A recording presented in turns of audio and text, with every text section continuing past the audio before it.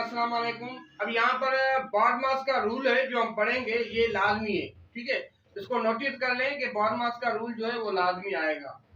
एक क्वेश्चन तो हमारा आसानी से आ जाएगा।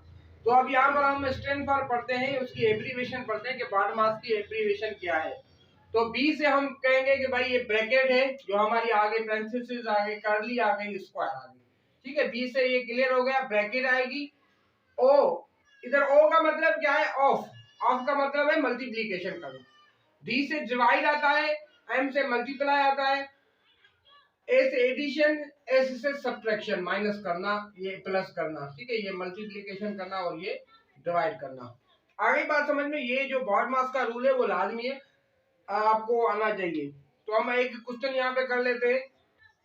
135 डिवाइड 15 प्लस 6 -5 मल्टीप्लाई 2। ठीक है, अब BODMAS क्या कहता है कि भाई पहले जो ब्रैकेट है वो सॉल्व करनी है, पर इसमें ब्रैकेट दी नहीं हुई है। ठीक है, उसके बाद आप क्या करेंगे? डिवाइड कर ले।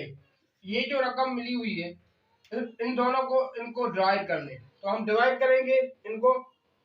15 का टेबल 135 पे पढ़ेंगे तो 9 टाइम लगा। ठीक है, प्लस की निशानी हम लेंगे। 6 ये सेम रखेंगे। ठीक है, ये 5 और ये 2 मल्टीप्लाई हो रहा है, तो हम यहाँ पे पहले तो माइनस की निशानी रख लें। ये हो गया 10। ठीक है, अब 9 और 6 ये प्लस हो रहे हैं, क्योंकि इसकी साइड में कुछ नहीं है, मतलब प्लस है, तो ये प्लस हो गए। 50 -10 और बाकी 15 में से 10 गया 5। ठीक है, सब इजी है। तो एक और मिसाल भी इसका कर लेंगे नेक्स्ट वीडियो में इंशाल्लाह। Thank you so much.